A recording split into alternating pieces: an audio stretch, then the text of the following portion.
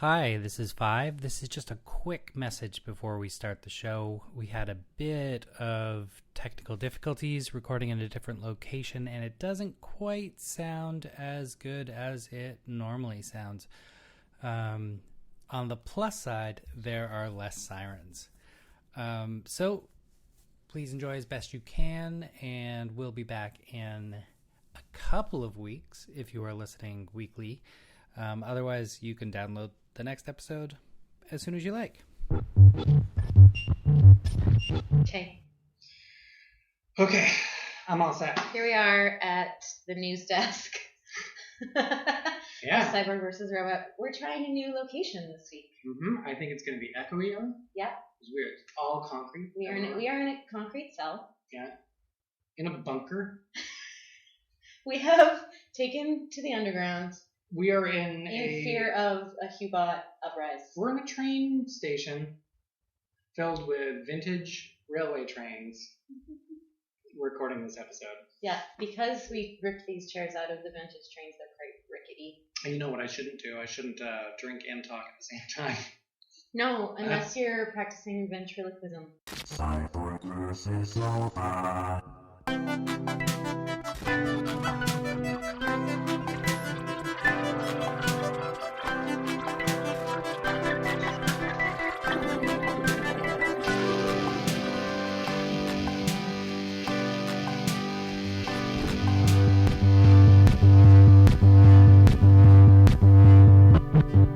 So, hello. Hi. Christa. High five. I am Five, and I am, let's see, what am I going to be this time? Well, first of all, you're a pseudo-robot. I'm a pseudo-robot, and nothing else. That is not acceptable. It's completely acceptable. No, because I look forward to the end every week, and you can't leave me hanging. I refuse. Really? You don't have one? I will be pseudo-robot and keychain accessory. Okay. I like that one. Thank you. All right. And I'm Christa, and I'm a cyborg. So this time we are talking about two things. Yep. The penultimate episode of season 1. Yes, real humans. Which is called... We have to go back to that. It's called Heritage. It's called Heritage. And it first aired March 11th, 2012. Directed by Harold Hamrill. Back to the guy Return to Hamrill. Who directed the first few episodes of the season, of course, as we all know. So that was March 11th, 2012, but first we're going to talk about, oh man, this is going to be terrible, Stefan Zlatescu, TrueSkin. Zlatescu? Sure. And Stefan Zlatescu. Sorry, Stefan, we don't know how to many say apologies. He is known for directing Kanye West, Nicki Minaj, and Lady Gaga. Oh, so managed to find that out. That is not on his IMDb page. No? His IMDb page lists just this. I don't know if music videos get listed on IMDb. They don't. That's why. They should, because a lot of directors make really great music videos. That should be on there. Maybe it's just... then you have to put commercials and... Right, which is also, there's great work in commercials. It's true, but it's just a lot of work. The music in this is by J Punch. Yep. And you can get the EP on iTunes for the music from this. And the director of photography is named H1. Mm-hmm. So I thought he might be a pseudobot. It's possible. It's entirely possible. Did you know that this short, which is available on Vimeo, was picked up by Warner Brothers? Oh, yeah? Yeah, they're turning it into a movie. At least they've optioned it for a movie. Basically, so someone's been paid to write the script. The plot that takes place in 6 minutes is something you could actually have an arc of that over an hour and a half, definitely. Yeah, it's... You introduce a love interest, and you would show people he's being chased by, and you might establish... you could argue that there is a love interest, sort of. Oh, really? Okay, so what happens in this short? You have your main guy, who I don't know if his name shows up. His name is Kay. His name is Kay. So Kay, everyone does human enhancements. So they're all cyborgs. Augmentation. Largely, yes, augmentation. On the TrueSkin website, they talk about how it's like the age of augmentation. Right, and he ends up, I guess, not having enough money to do these self-augmentations, so ends up stealing a prototype which is classified, and then the FBI and a bunch of other organizations are after him. Right. And he's gone to, like, the synopsis, like, he's left the States because he can't afford it there, and he's gone to the black market in Bangkok. In Bangkok, yeah. So it's like almost like a transplant tourism thing, except with cyborg parts. Yeah. So long story short, he is pursued to the point where he has an app that estimates the end of his life, and he ends up uploading his memory into a cloud. Right, in the last few moments. And the love interest, you could say, is this prostitute named Plexi. Who was that? That was the only sort of true robot prostitute who was not humanoid at all. Was just android, but not looking like a person. No. I don't know what did this remind you of anything you had watched recently? It reminded me of Blade Runner. Look at you with all your sci-fi Look references. at me referencing one of the two sci-fi films I've seen. It reminded me of Blade Runner. It, of course, reminded me of Our Real Humans when they show a magazine cover called Hubot. And I was thinking, because I just listened to our episode from last week where you said if people send you headline ideas, and I like the headline on first of all, it's a June issue that cost £3.50. Did you know it had a British pound on it? And there was the headline of Holiday Style, rubber that doesn't crack in the cold. Oh, I was like, that is a great headline on the Hubot magazine. And it makes sense that they have the UK pound in Bangkok and so on. Vogue magazines, for instance, would go all over the world. Yes. It also reminded me of Real Humans because they show signage that say no naturals allowed, which is sort of the opposite. I mean, in the Real Humans world, we see signs saying no Hubots, and we have the Äkta människor. Yeah, the Real Humans logo. And this is sort of the opposite. But there's that one sign that says seriously not having naturals. I guess meaning that totally organic people are naturals and they're not welcome in certain places. As far as like having that culture of like who's allowed in what places and segregation. Right. Well, I guess if you were, let's say you were a non-augmented cashier, how can you be trusted to do the math in your head? Versus if you had like a calculator augmentation where you know that you can't screw up the math. Most of the people in this have some kind of modification, and when they show the people without, it's mostly it's the homeless people who haven't had access or whatever. But like it's almost every single person has some kind of crazy digital weird thing. Right. And then it's like really, really. It all looked like to me like. And they're cool effects. But I don't think there are any practical effects whatsoever. I think everything is digital. They do this clever thing where they layer on type and design over top of the frames when you're looking at characters. It's effective. Because I thought for a while, it just was done with sort of stock footage or found footage where someone just wandered into a Bangkok market and were putting all of these things and parts over top of strangers. But it seems like in the credits they listed a bunch of people in Bangkok and by name, so I'm assuming releases were signed. It was filmed on location. Yeah. Because I don't think you could I can't imagine spending that kind of money to get a set built that looks like Bangkok. No, this was not. It was not a back lot. So it's Stefan's first short after doing a number of high-profile music videos, and maybe now he's gonna get to feature film. Well, or at least he's gotten. Or at least someone's bought it off him. Yeah, you should watch it. It's 6 minutes. It's pretty good. Yeah. Did it bring up any issues related to the Real Humans world? My only thought was with these augmentations, and then with the character of Plexi, the android prostitute, were that in the Real Humans world we don't see any kind of crazy mods or everything's really still very human. Yeah, they don't have.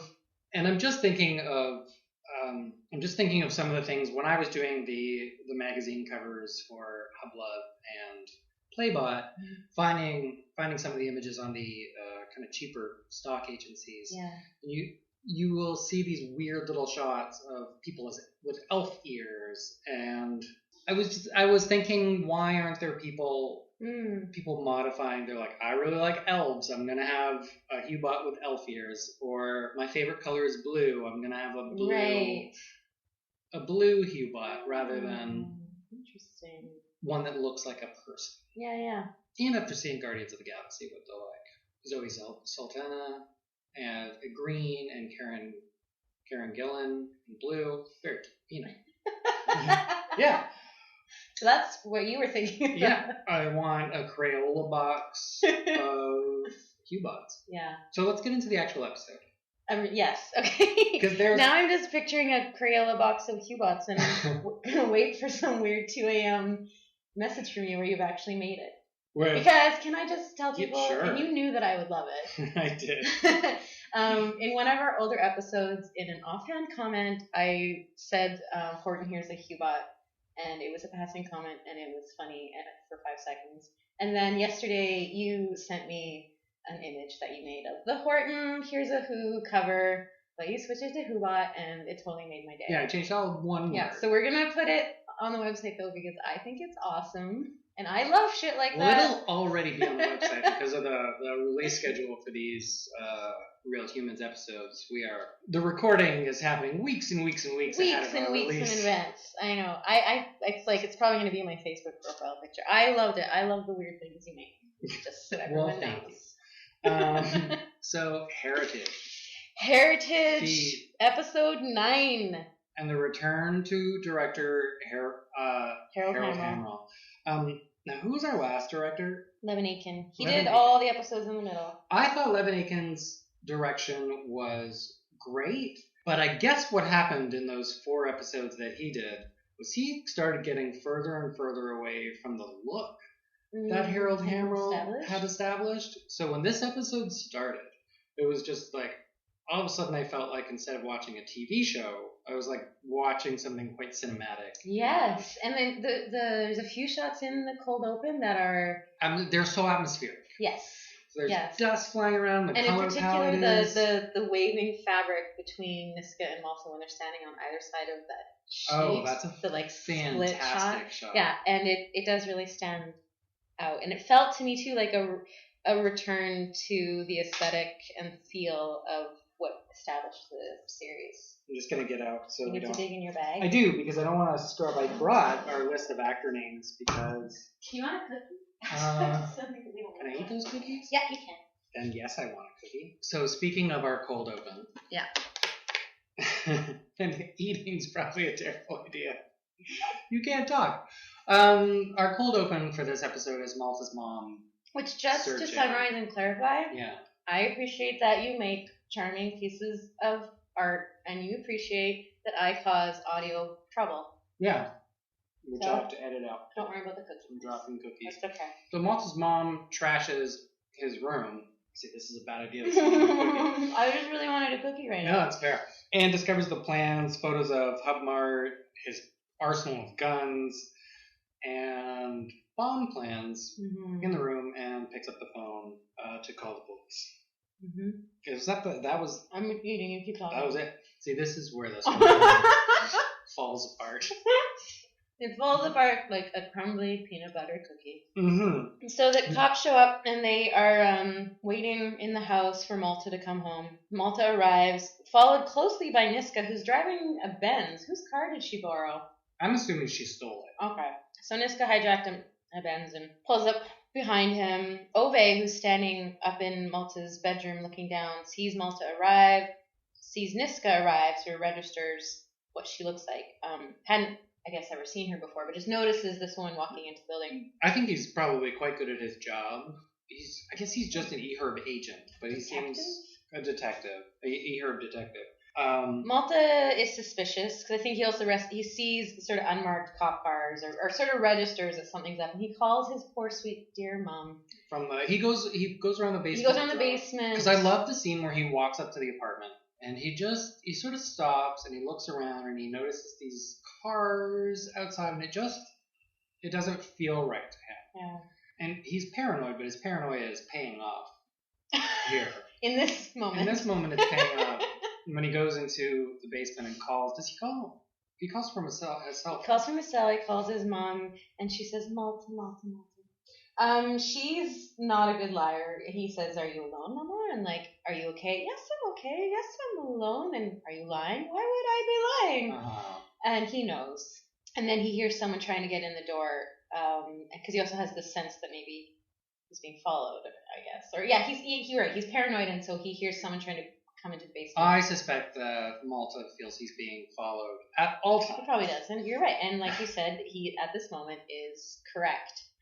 And this is, I think, Jimmy Lindstrom's best performance we've seen in the show is in this scene. What did you like about it?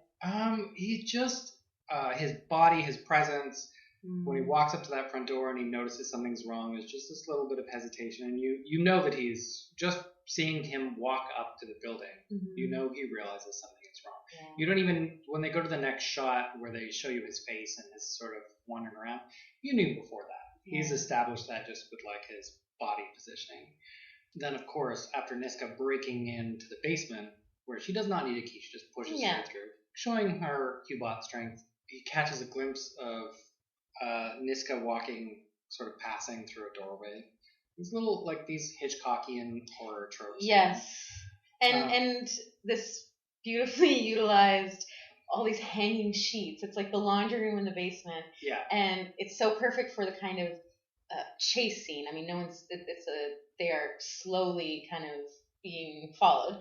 No, I wish I could remember where I had seen something like that before. I think I had too. I mean, it's a nice effect because the sheets are fluid and he hides behind one, and then we get this, what I mentioned, that split shot where she's standing exactly on the other side of the sheet. Like they could kiss, but there's this sheet hanging between them. That's when Jimmy Lindstrom is looking panicked. Yeah. But he's so panicked. He doesn't know. And I think he's doing this. He's looking towards the camera, but his ear is sort of pointed towards the room. Yeah. I think it looks like he's trying to hear. Right, because he can't see anything, so he's trying to like tune into that sense. And this is like the one time, so Niska, and we have commented on this before, she is like often soundless in her movements. She is constantly they've established people. That. So. But in this scene, they Foley the shit out of her shoes. Like you hear every step she takes. And I wondered if Niska can like make the choice of being heard, and if she's like, I am going to tiptoe on you, and you're going to know I'm coming, and you are going to be scared. She has she changed? Oh no, she has not changed. She's still in her Niska outfit. Perhaps this is why. The hanging on that shot, that split screen shot, beautiful, and it just hangs there for moments longer than you really needed to establish that moment. It is full of tension. There's a lot of tension in this episode. Built up. Yeah. And then, she stabs him. Oh, she pulls out a knife and stabs.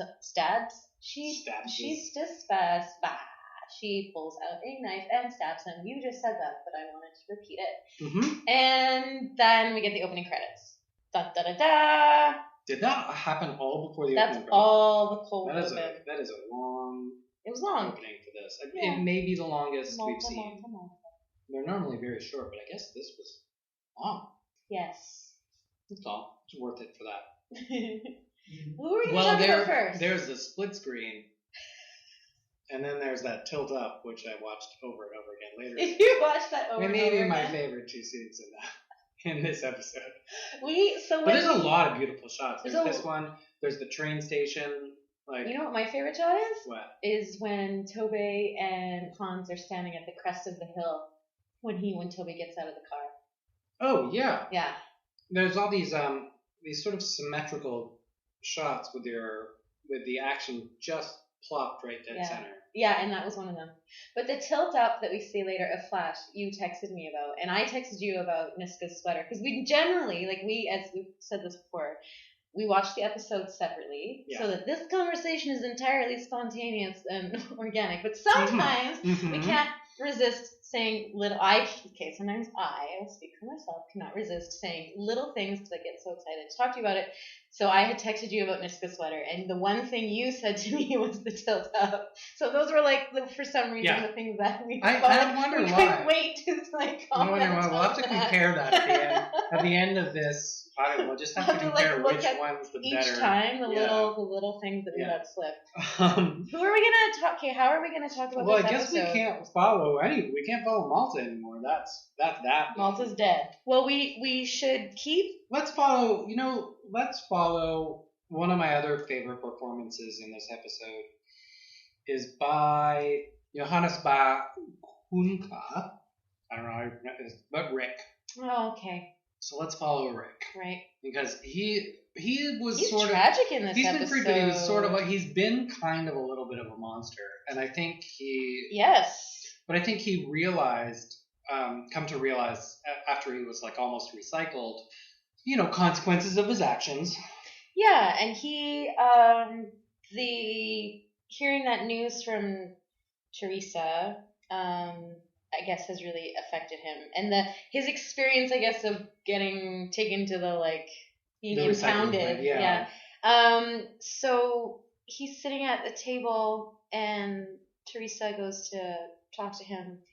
And at first I wrote mopey because he looks glum. Aren't they in the bedroom? Isn't he sitting on the edge of the bed? No, she says, come to bed. And Okay. it's in the living room or the kitchen. And he gets up and it shows that he's been cutting. Yeah. So he's feeling that shitty that he is taken for cutting his arm. He's got multiple. Yeah, he doesn't know why he's doing it. Yeah. It's a little sad. And then Kevin overhears Teresa telling Rick that he's the most important person in her life. Yes. And that she wants him to be okay. And yeah, and Kevin hears that and it prompts him to leave the house. Which I get, you know what that basically means though? We can't talk about Rick because we have to talk about Roger and Bea because Kevin goes. Yeah, so we can mention that. Kevin goes to Roger's house. And when he calls his mom, or Roger makes him call him, saying she's gonna think I did this, and Kevin says, I don't want to live with that Hewlett anymore. And Teresa, just with everything that's been adding up, all the trouble with Rick, that her kid doesn't want to be there, she says, okay, I'll take care of it. You won't have to see Rick again. Give me a couple days. Right. So this is where Pilar kind of helps Teresa Pilar out. has the phone number for Silas because she's like, how quick do you want to get this off your hands? And Teresa's sort of like, well, I made a decision. I want to do this. And Pilar says, it's true. He's a pain in the ass. Don't worry about it. And I'll just tell Beau that he's broken. You have to get rid of him. Just do it. Just call this guy. Take him back. Did you notice that while she's having this phone call, Rick is sitting in the TV room and he's watching penguins. Because he had seen Pengu and developed an interest in penguins, and now he's watching a Nat Geo special or something. Penguins, he loves penguins. I know. It's nice. We're kind of seeing these free U-bots develop interests. Yeah. But this whole arc with Rick to me really reminded me of having to put a pet down. I don't know if you ever had that experience, taking the dog to the vet. So she takes him to Silas's place. She tells him they're gonna rent a movie, and because he's like, nothing's open right now. She's like, but no one place is, and that's when Rick thinks they're gonna rent a movie. So she goes with that. Yeah. And she's even gonna let him pick. So he's pretty. She says you'll be able to pick. He's pretty excited about that until he gets in the warehouse shop and he's looking around and he's suspicious. And when she says, but he trusts her. He trusts her because Silas says, "Tell it to lie down," and she says, Rick, lie down. And the way he shakes his head at her, no. And then he's scared. No, he's a scared, sad, defective puppy. Now I don't know if it came up in a previous episode or not, but I have previously attributed emotions and feelings to Rick. I think you mentioned something about that to me about me ascribing feelings to these. Isn't it the opposite? No, it's probably in a podcast where you say something horrible about me. I called Rick a person. Oh, really? Yeah, and you. I feel like came down hard on me. Did for I? that, yeah. Oh my, I don't remember that. How convenient. Mm-hmm. My interpretation of past conversations we have had about humanizing the Q-bots is I'm the one who's all like, I want to have the feelings, and you're like, they're machines. I feel like I'm the Inger and you're the Hans as far as but you, I don't remember you saying that Rick was perhaps a person. I would be the Inger and you're the Hans because I have turned around. The tables have turned. Everything has changed. You and I, along with the characters, have swapped sides. Oh yeah. Now, when Rick is lying on the... Silas has this trick, I guess, for getting these I'm going to need another cookie. He, go on, I can't he talk has about him look at the ceiling because it's funny. He's going to show him something funny on the ceiling. And then Teresa grabs his hand very gently and just starts sort of asking him. And then just before he thinks he can see something on the ceiling, imagination. He's showing some imagination. And he's about to tell Teresa what it is. And Silas shuts it off. And then that is your ending. Teresa folds his hands over him. Right, like you would with a dead body. And she leaves with her money. Leaves the shop with a handful of cash, and she's sad. Was that her in this whole episode? That's the end of... Yeah. Yeah, I don't know what to say beyond that. Rick he's been a character we've been made to jump around emotionally with, much like Roger. Because he has been kind of despicable. Yeah. He's been a real asshole. Teresa has a type. And even when she can't, she's... even with artificial intelligence, she's still... I hope that she figures that out for herself. Me too. I just want her to be happy. But I think her kid is going to grow into that guy too. Which guy? Kevin's going to grow into a jerk who's not nice to his girlfriend. Oh, yeah, probably. Where shall we go next? We can either talk about Inger and Leo and those types, or Roger and Bea. Well, let's leave Roger and Bea, because I think we know where this episode goes. Yep. So, Inger, sleeping on... The Angmans. Basically, the taxi company calls Inger, at home and says that they have found her wallet. Hans thinks this means, oh great, this whole nonsense of Anita and the conspiracy thing is done. I won't have to deal with this anymore. And that is not the case. Yes, he thinks that, but also in that interaction, because she's saying, no, I searched the cab, it wasn't there, this is still fucked up, why can't you just believe me? And he says, I don't. They are, they're not doing well, they have been having friction, and she's... And Hans has been, for most of the season, largely playing the confused spouse. Yes. And... He's sort of sick of it, though. It's understandable. And in this, he's saying, I think you just didn't see your wallet, and you were tired, and she's feeling like even her partner is not even on her side. And it sounds like this is something that she does. And then he's like, keys, exactly. Her wallet, and then he says, I am going to now take our son to see the psychologist and deal with our family and deal with our actual fucking shit while you're off on this tangent. This weird make-believe conspiracy government. I'm going to deal with about the real our things. machine. Yeah. And so he takes Toby to the appointment. Inga and Matilda and Anita, Inga locks them into Matilda's bedroom, and she says, okay, switch her to Mimi. And Anita becomes Mimi. Do you know what occurred to me this episode? What? And I don't think it occurred to me before unless I remembered it and forgot. The logo, the DB, is David and Beatrice. Of course it's David and Beatrice, because these are all the children of David Eicher, so David and Beatrice. Oh, interesting. Maybe. So you're referring to the logo, the DB logo. The tattoo that all the children of David Eicher have, and it's the logo that shows up on the tablet and what have you when people are running the Eicher program. Maybe. Because it doesn't come from Boberg, because Boberg is his last name. They were not partners. Yeah. The Boberg is the founder guy of Hubmart and father of Jonas. It is definitely a B. I drew it out. Oh, and I love when they are activating Mimi, the reflection of the tablet of Mimi and then... Yes, that is a nice shot as well. Yeah. And Mimi's voice changes. Yeah. And her entire demeanor. Her physicality. Completely different. Yeah. And in her hands... The first thing she said, she's like, I've met Leo. He said to give this to you just right off the bat. And Mimi looks at the piece of paper and Inger says, what is it? Mimi says it's program code. For what? She says, I don't know. Yeah. They want to turn her back also into being Anita. She just grabs... Yeah, she unplugs the USB from her neck. She says, I don't want to be Anita. And stops Inger from doing it. And we are done with Anita. That is I guess Anita is also gone. Inger asks Mimi the question, what makes you so special? Yeah, the difference between her and tampered coupons, which we've talked about in previous I thought it was episodes. the difference between her and humans. No, well, they talk about what makes her different than any other basically unlocked Cuba. Why is she and because Mimi's response is what makes you so special. Bow bow. Yeah, and then they go through this whole thing about details and Teresa being embarrassed about her knees. Inger being embarrassed about her knees. Yeah, she's saying the details about her that make her unique. And Matilda rolls. Matilda, yeah. You know, she said, my mom gave birth to me. I have emotions. I'm aware I'll die one day. And Mimi says, I was born of David. I want to discover the world. I want to figure this out. And she said, as long as I feel like I can leave, I'll stay. Like, she just wants to know that she's free, but that she'll stay there at their house, I guess, for now.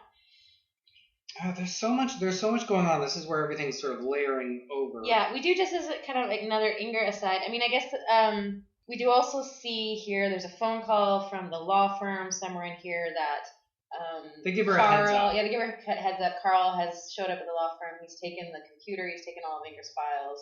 And Henning is saying, it's over. I don't want to care about this. Because Inger's like, no, we have to fight this. They can't do that. And he's like, no, this is done, lady. Right. So that happens too. Meanwhile, Hans has taken Tobey to the therapist. Yeah. And when he comes out of that... Well, Tobey has these talks, and this is, again, that part where nobody asks Tobey if he thinks he's gay just because he doesn't like girls. Like, there are other options. But no one's even asked him if he could possibly be gay. But he likes girl Hubots. That's true. But I feel like we should be exploring some of the in-between. I feel like Hans would explore, it's just like, it just doesn't work with girl humans. Like, what about boy humans? Right. Not attracted to boy humans. So girl robots are, like, only... Yeah. Like, sure. That's true. But they sort of use him as far as discovering this about himself and identifying it, because he comes out of the appointment saying that he's a transhuman sexual. Yeah. A THS. And now it's like he has a name for it, and that's what he is. And I feel like they are sort of playing out like a coming out scene. Yeah. Because then Hans even says, like, oh, this might be a phase. And he's like, why can't you just be okay? This is who I am. And, yeah. And Hans says, of course we still love you. Like, this, of course it's okay. And there is that beautiful shot where Tobey gets out of the car. And I think it's one of the few times we have any sort of establishing shot of Stockholm. We don't really see... city streets, we don't see neighborhoods. Like, we see the street that the Engmans live on. I guess we've seen that. But which is like a suburb. We've never seen the city. No, and then this shot where we see the city, we see that same blue jogging suited walking up the hill. Walking up the hill. Because I guess they're everywhere. Yes. And I like that. That happens before he goes. That happens when they're going to get food. I do love Hans's line where he talks about transhuman sexuality being a big word, and Tobey just looks at him and says THS. Yeah. Jag är THS. Transhumonsexuell. Att du... Tänder på robotar. Det är en läggning som att vara höger eller vänsterhänt. Jag vet inte om du kände till det. Jo. Alltså, jag har ju läst om såna. Jag är transhumonsexuell. Jag är sån.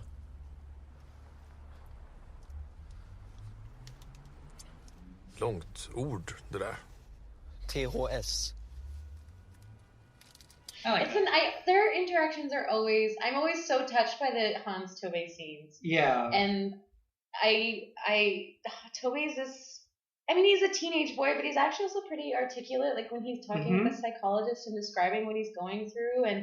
And Hans, we've seen him sort of struggle with the parenthood thing, but also he's really compassionate. And I love their scenes. And it is... I like the scene in the car, and that Hans is like, so burgers, pizza, like, come on, just you and me, buddy, we'll hang out. And Tobey is just like, what's happening to me? That's a direct quote.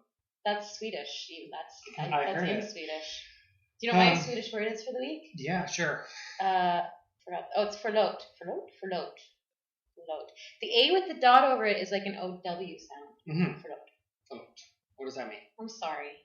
Okay. You're going to have to say that a lot. When I'm in Sweden? during our podcast, when you're in Sweden, just in everyday life. So our next... But I also want to say I love you. I'll be fine. Oh, okay. You just I love you and I'm sorry. That's basically... All I need to add now is I would like a beer, please. And then you can have an entire relationship. Where's the bathroom? That's good to know. You can date Swedish men now. I can now date Swedish men. Yeah. Because I know how to apologize in Swedish. Wow. Leonard. Or Swedish ladies. When you date Leonard. When I date Leonard. Or Matilda. Oh, I think we had that conversation off the air. Matilda? Yeah. Somehow we were having a conversation about dating underage people. And Were we? I think we were. You don't remember that? No, I don't. This is interesting insight into you. No. What? You gotta learn not to say things when the recorder's going and then deny everything when there's no proof. Yes, that's your trick. It's my trick. It's working really well. So back at home, once Tobey gets back, we're back in the garage again because in all important discussions family meetings, in the garage. Or Tobey has them in the bathroom. So, but Hans and Inger have them in the garage.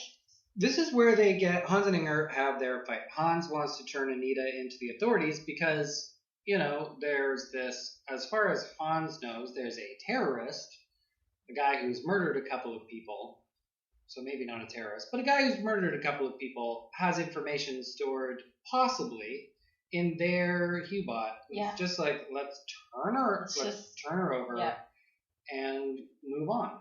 Matilda wants to take Anita overseas. I know, I could take her abroad. This is a good idea. Which I was like, there's another great spin-off series. Matilda and Mimi in the U.S., right? Or in the Caribbean. Sure. It would be called, what would we call it? We'd call it Mimi on the Beach. That would be what that would be called. So, and Mimi's, the whole time this conversation is happening in the garage, Mimi's just sort of wandering around that house because she hears a car pull up and leaves. And she leaves. The conversation with Hans and Inger, Matilda's there, Toby comes in, and Inger's like, this is a family conversation. We need to talk about this. Like, no, we're not sending her away. And then Hans says, we can't go on. We're done. And at which point Inger's like, could Dad and I get a little privacy? Yeah. I like the kids knowingly just are like, okay.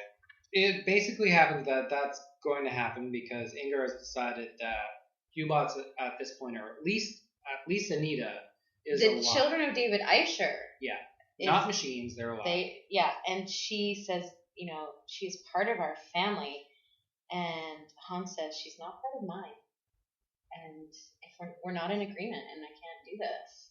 And part of me, actually, the first time I watched the episode, I was like, really? Like, you guys have been together for 20 years. Presumably, you've been through a lot. Had 3 kids together. They have navigated probably many issues over the years.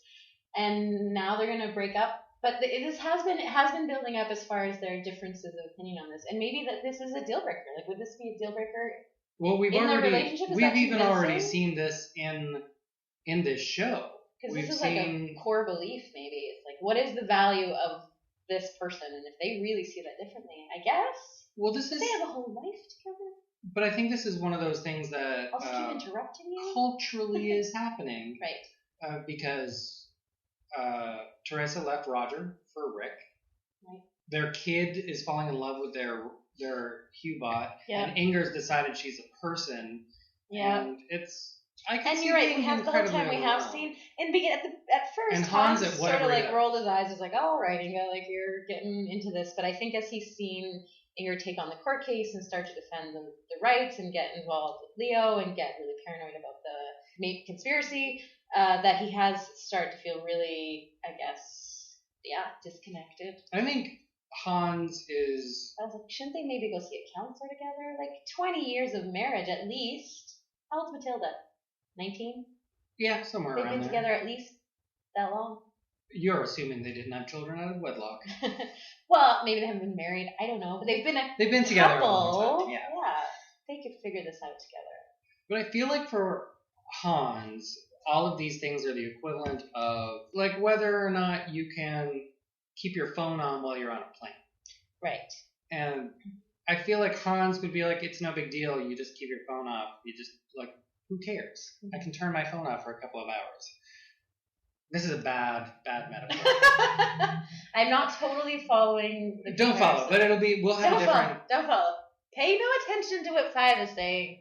Basically, I think he's okay as long as people treat them like machines and just are reasonable within their demands of. But for him, Inger's gone too far, and he's like, I can't be in a relationship with you. This is very wrong.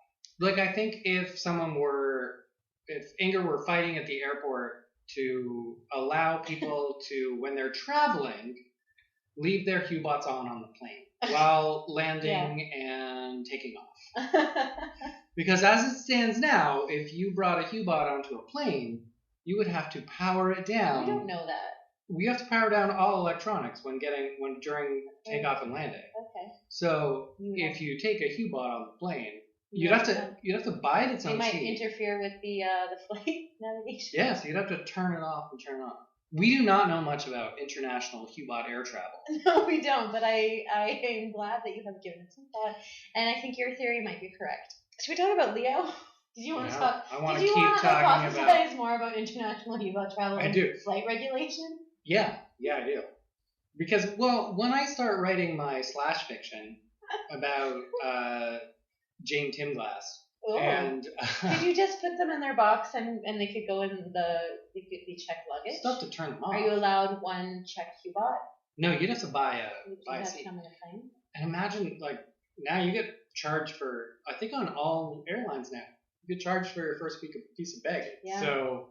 And Hubots travel in large cases. That would be oversized luggage, first of all, which are different fees. Like when I take my guitar and it has to go in special baggage, it costs more. Exactly. Right? You're buying a seat for your... Yeah, you would be. I bet air travel during this time with Hubots existing, because you'd have to buy them their own seats. Mm-hmm. And people are probably traveling with their Hubots. People are traveling, so the airlines I bet are doing really well.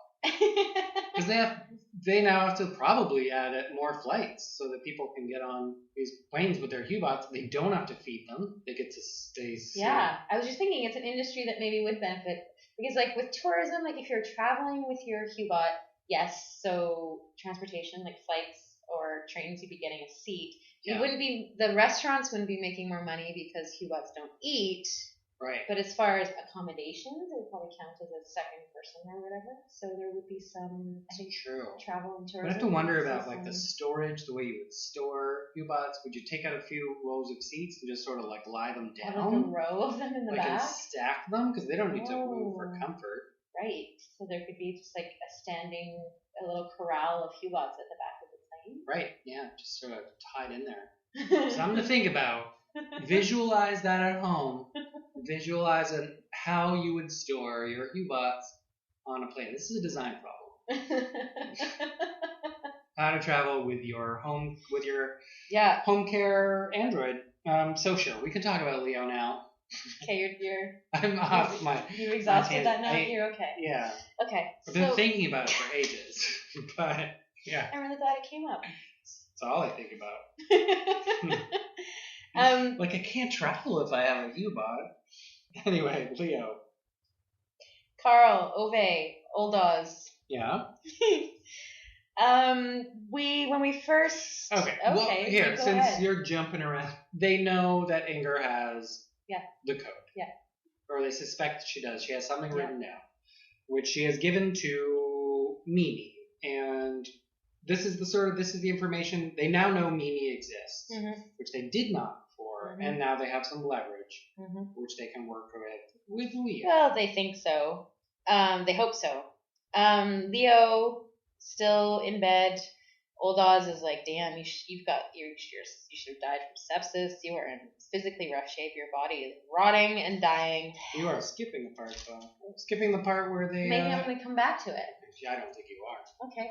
Which part am I skipping? The part where they go and search the offices, the law offices. Well, we talked about that with the Edmonds. Because she gets the phone call from Henning. But we did not talk about the part where Ove looks at the composite drawings and recognizes Niska and realizes he has seen Niska earlier that day. Okay, you're right. I was not going to come back to that.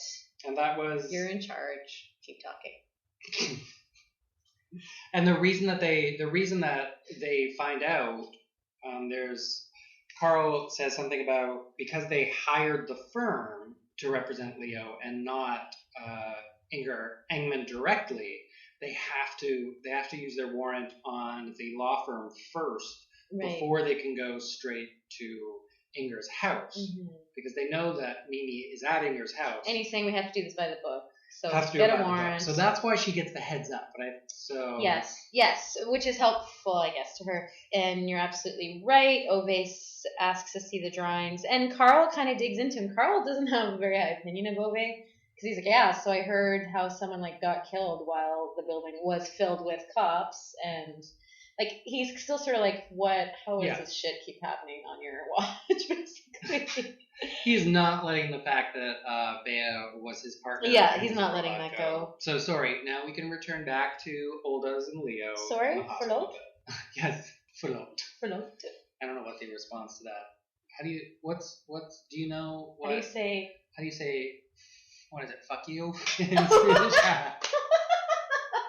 That would be your response. That's what you want to say to me right now? It's so awful. Great.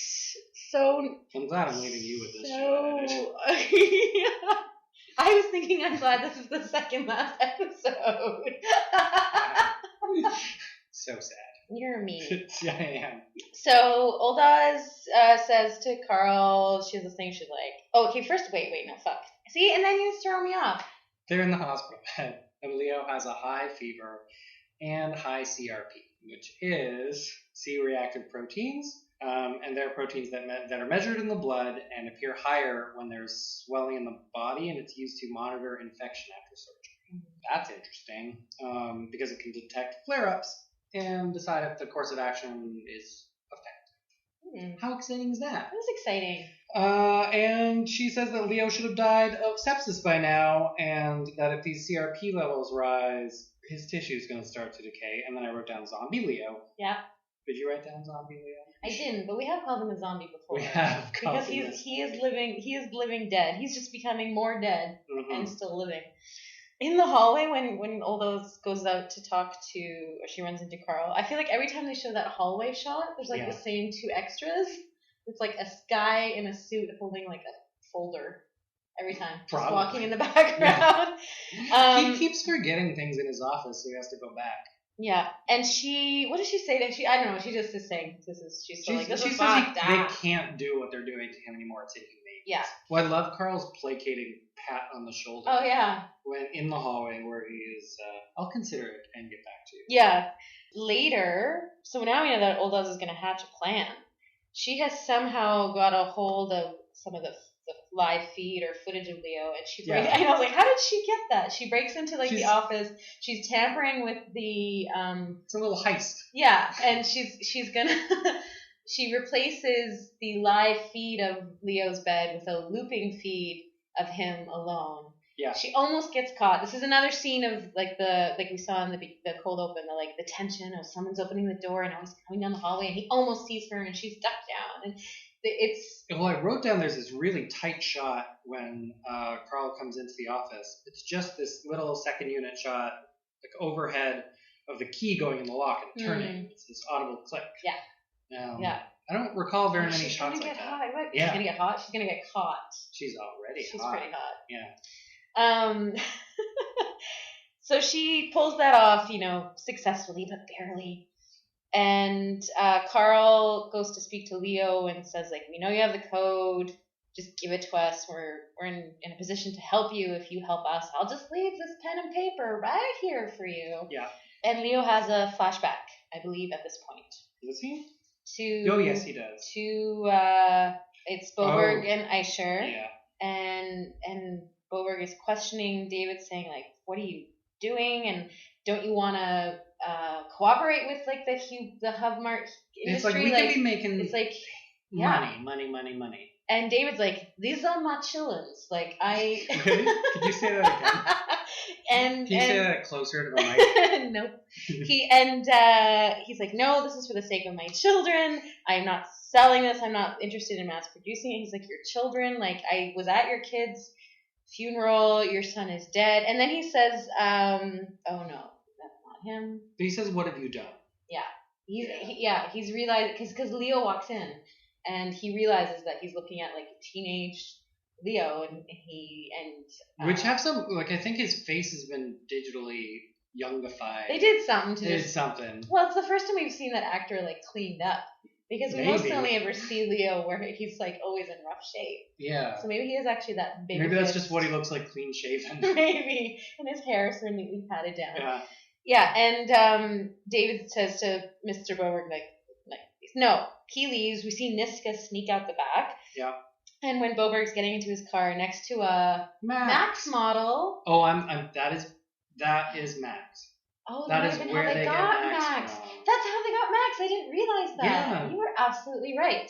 Niska's in the back seat, and strangles Boberg, kills him.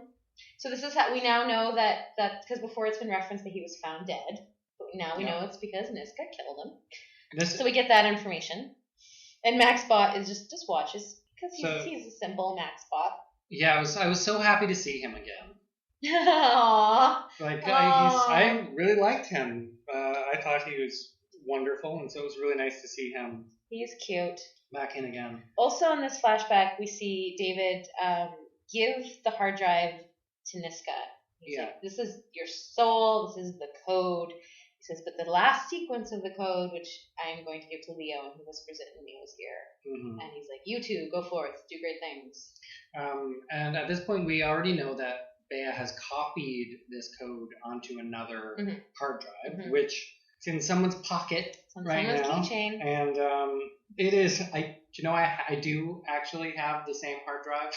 Do you? That they use. Oh, because you thought maybe you did. I thought I did, and they show a nice big close-up, and it's sitting on my desk. It's some Western Digital 1 terabyte. Wow, so that's available. It's a little weird holding it. Back in present time, when Carl comes to Leo's bedside again, and Leo has not written down the code, he is not cooperating, Carl presents a copy of Leo's obituary as a child. Yes. It says, you are buried in a cemetery in South Stockholm, which I looked up. It's Skogskirkogården. It's actually a UNESCO World Heritage Site, and Greta Garbo's remains are at the South Stockholm Cemetery. That doesn't say that on the ad, does it? No, but I researched. Oh, okay. I translated the ad. Oh, I just sleuthed what cemetery actually was. Because we find out Leo Eicher died when he was 11. Yes. So born in 1983, died in 1994. That's what it says on the thing. And he's only survived by his father. Because I guess in that thing that they show, the one above it would be Beatrice. And then they just say, you will always be missed. And then they use this begravning hatsket i stillhet, which means the burial takes place in stillness. And that is a term used in Sweden to mean that it's a private funeral for friends and family. Oh. So it's a rather nice term. That is a nice turn of phrase. Carl at this point says, we're going to get Mimi and we are going to tear her apart piece by piece and fuck you, which we don't know how to say that in Swedish. And Leo has like a single tear. I mean, he still doesn't crack. He also says they're basically going to put Leo where he should have been all along. He's like, it says you're buried in the cemetery, your remains are there, you're in an urn, so he's we're gonna make sure that those contents are where they're supposed to be. We're gonna make this true. Oh, and now we get to talk about our very last part of the show, which is good because we are at an hour already. So, Bea, Roger, and the rogue bots. I'm just gonna go back to the beginning of my notes here. Sure, you do that. Yeah, but you can talk while I'm doing this. I don't know how to work paper and turning it over. It's awkward at the house with the Hubots. What were you gonna say? Oh no, that's a better description than I could have started. So the Hubots are hanging out. Roger's there. Everyone's pretty. I mean, I wouldn't say everyone's uncomfortable. I think the rogue bots are just fine, but Roger is not comfortable. No. And Bea, she shows in this episode a kind of new commanding front in a way, because she's talking to Roger and saying what her dreams are if they want to be free, and what do you dream of? And she says, I just want things to be how they were. And she's like, that is impossible. and nothing ends, and you cannot stop it, and those who resist will perish, and you created us, and now we are going to create the world together, and she grabs his face, and there's this like fully like the crunching of like sort of of his jaw as she grabs it. This the other really good Foley in the scene. So he's freaked out because she is like taking no prisoners in her little speech there. What was ashes is dead, gone. Yeah, it's very dramatic, and the only thing there is what's coming. And he does. You can be one of us, and you'll live forever, and I will love you eternally.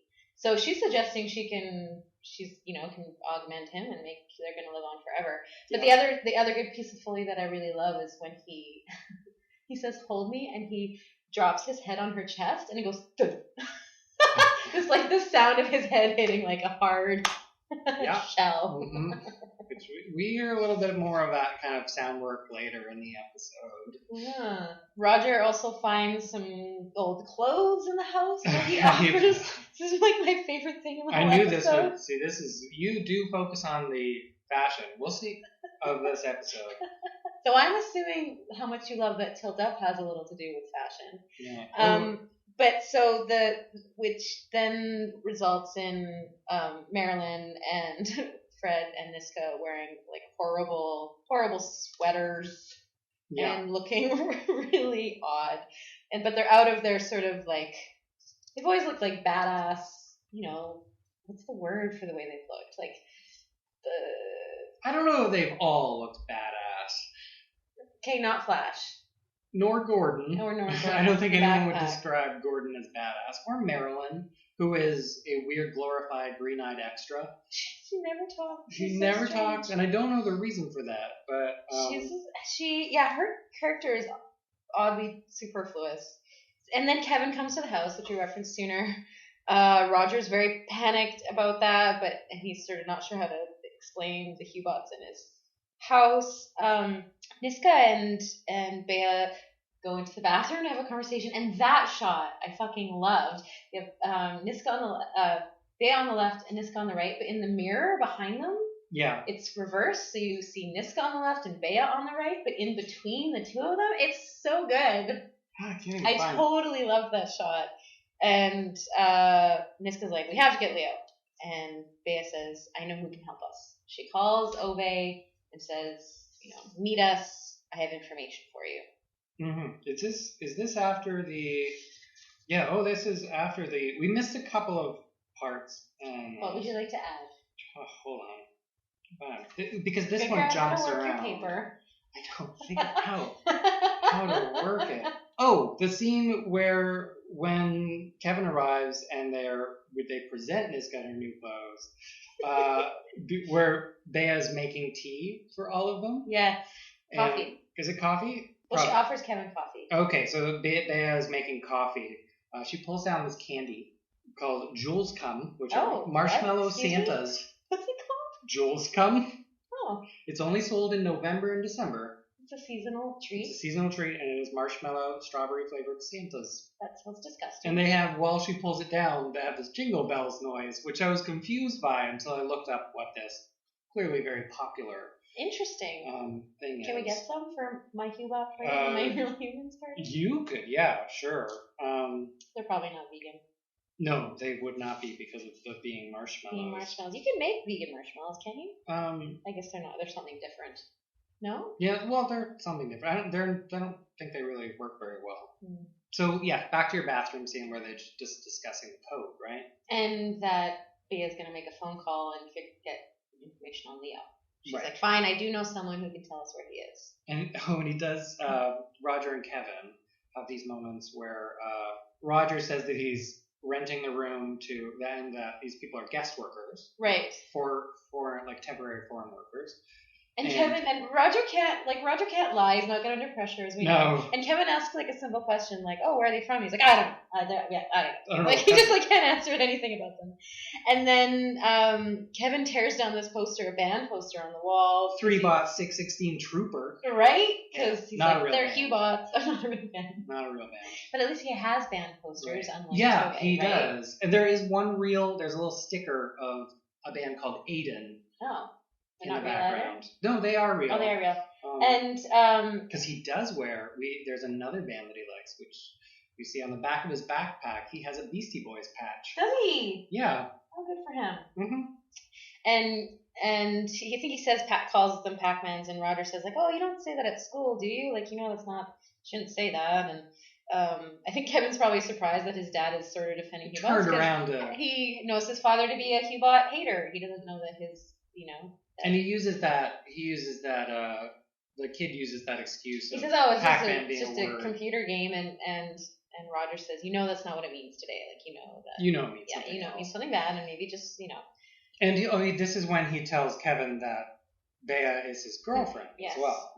And then Niska, important detail. Niska and Bea leave the house. They're like, see you later. And we know that they're going to meet Ove. Fred, then, interestingly.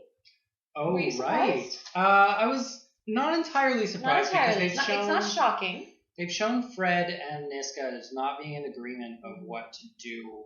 And Niska is clearly does not want to integrate and be part of humanity. Yes. She seems like... Yeah. He has not approved of the killings.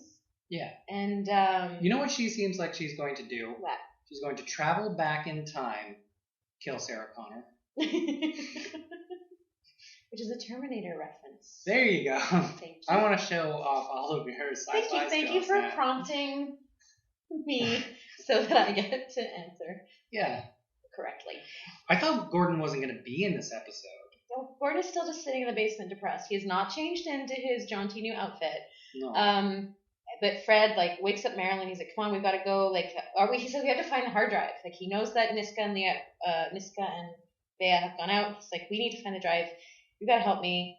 And Gordon's not responding until Fred pulls out we still don't know what they are. The earrings, the cufflinks. They're earrings, earrings? I think I figured out what they probably are. Okay. I think they were likely a gift that David Eicher gave Flash at some point. It still hasn't been explained, but this is your theory? No, but my theory is it was a gift from David Eicher. Is this as solid as your theory about air travel regulations? Yeah. No, this is a little more solid. Because I didn't understand the significance of those earrings being given to Gordon initially. It would have had to matter a lot to Flash. And what I think they were was, I don't want to be a children of David Eicher anymore. Here are the earrings from David. Okay, interesting idea. I'm going off to go back and be a regular Hubot. Right. And so I think Fred showing those earrings is to say, this is your sister. I see. And that gets his attention. Yeah. Now, can we talk a bit about... Should we, meanwhile, Flash? Because we skipped this whole part of Silas, because our introduction to the whole Silas arc is where we do get to see Luther looking like Luther. Yeah. But we get to see Odie. Oh my God, his Odie! Construction hat and leather collar and handcuff. Yeah, the construction bottom. Yeah. But we are introduced to that scene by this tilt. Tell me about this shot. I don't remember this part. Now, what happens? What happens? Is we open in a shipping yard.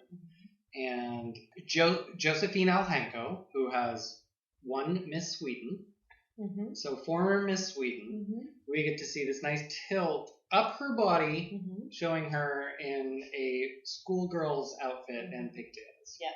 Looking super sexy and clear and making money. Yeah, clearly making money. Tucking it in her knickers. Yeah. And when she presents it to Silas, when they give the money later on to Silas of what they've earned, she has Silas... She hikes up her skirt. Yeah, she has him grab it from her frilly white underwear. Yeah. So she's getting a little saucy. Yeah. Now, if you want, we can talk the rest of the time just about that scene.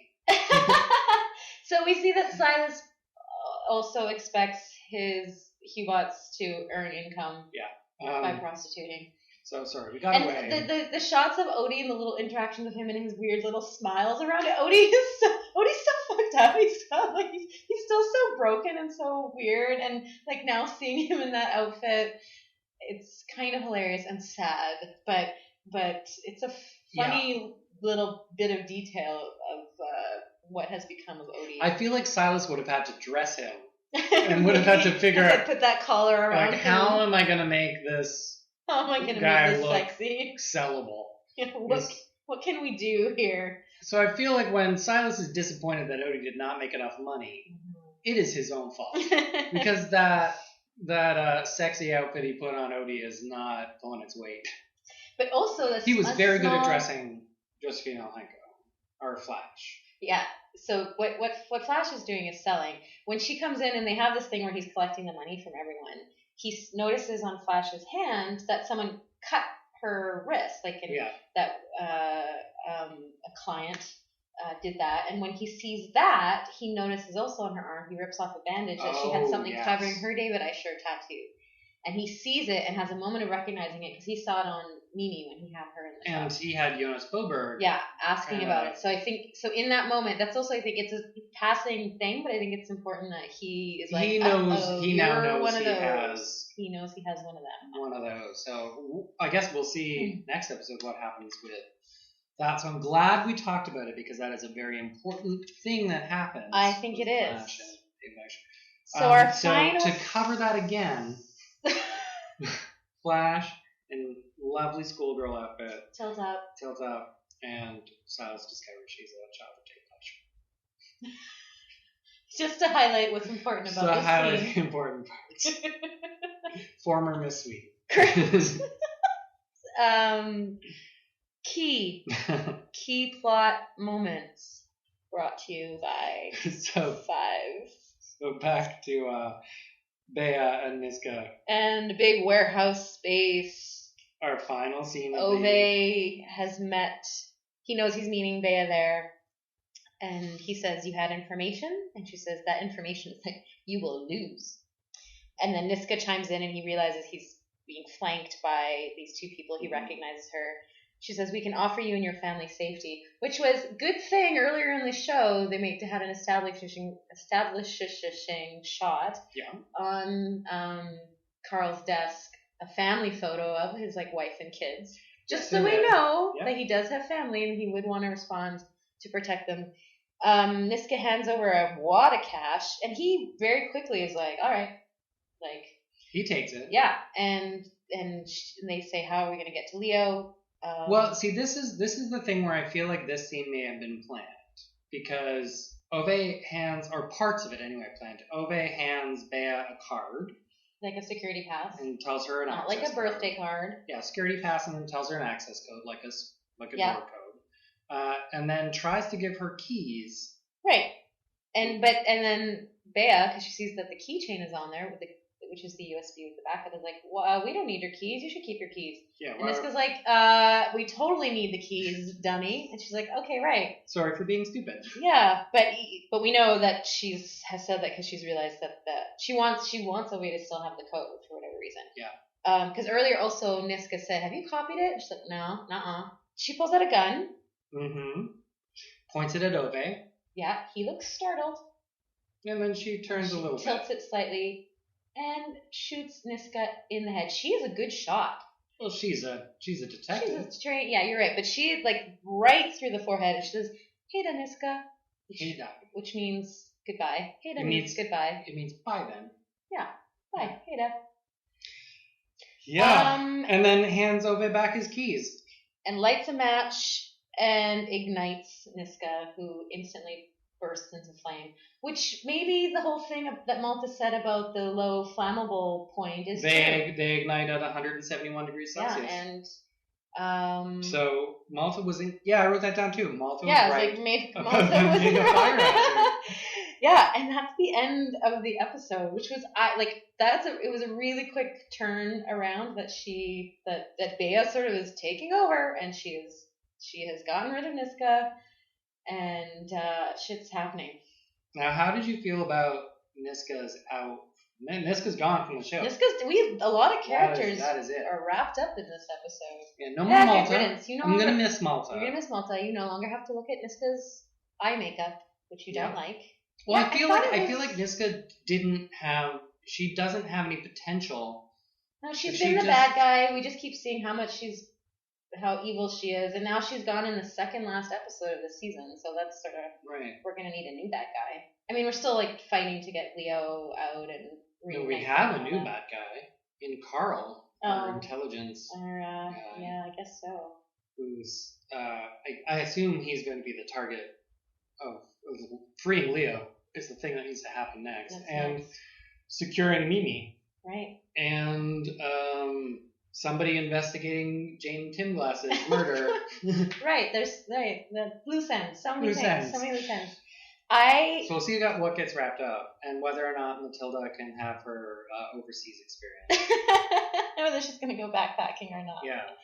But in honor of Niska, who even though she's evil, just to acknowledge her passing, I would like to close this episode with a song. I'm not going to sing it. I want to play the song by Coco Love Alcorn, the Divine Miss Alcorn, and her song, Where Do the Robots Go When They Die? Oh, okay. We got permission for that? I do, in writing. Oh, well, look at that. I am on the right. Then that is fantastic. So before we play that, I guess you can write to us at cyborgversusrobot@gmail.com and tweet at us at cyborgversusrobot and find us in all the other usual places. And now we have one last episode to watch. Very exciting. So take it away, Coco. There you go. Where do the robots go when they die? Down in the ground or up in the sky?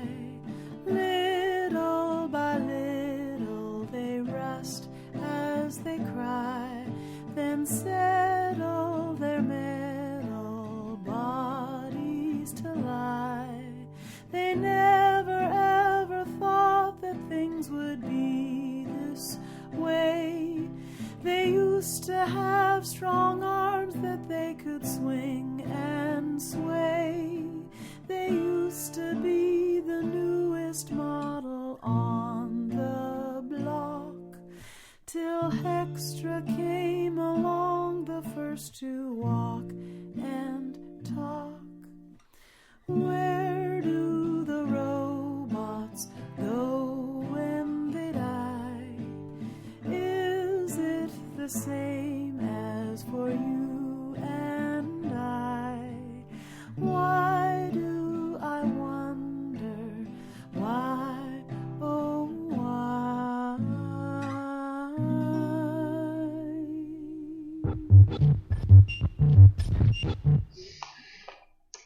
Oh, it just got very dark. The sun has gone behind a cloud, and it's very dark now.